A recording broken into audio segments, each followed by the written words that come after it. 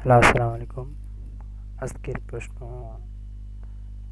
Answer আমরা আজকে দেব। আজকে প্রশ্ন আপনারা আ সঠিকভাবে পড়ে নিবেন। পড়ে নেওয়ার পর আপনি সঠিক অ্যান্সারটি দিবেন।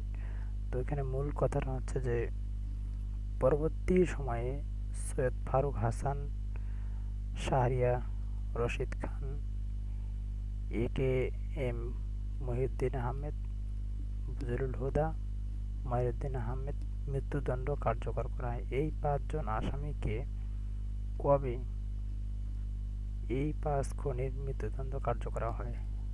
তো চলুন তাহলে আমরা দেখে নিই যে আসলে কোথায় আছে। তো আমি সবসময় অ্যান্সার দিয়ে থাকি উইকিপিডিয়া থেকে। তো এই অ্যান্সারটি 100% সঠিক। আপনারা যারা আমার ভিডিও দেখছেন তারা অবশ্যই ভিডিওতে সাবস্ক্রাইব করবেন আর লাইক দিতে কখনোই ভুলবেন না। আমি অনেক কষ্ট করে অ্যান্সার তৈরি করে দিই আমি আপনাদের জন্য। তো দেখুন এখানে আমি অ্যান্সার দিচ্ছি আজকে। কী লেখা আছে যে ৮ই এই দিন মধ্যরাতের পর ৮ই জানুয়ারি ৫ ঘাতকের মৃত্যুদণ্ড কার্যকর করা হয়।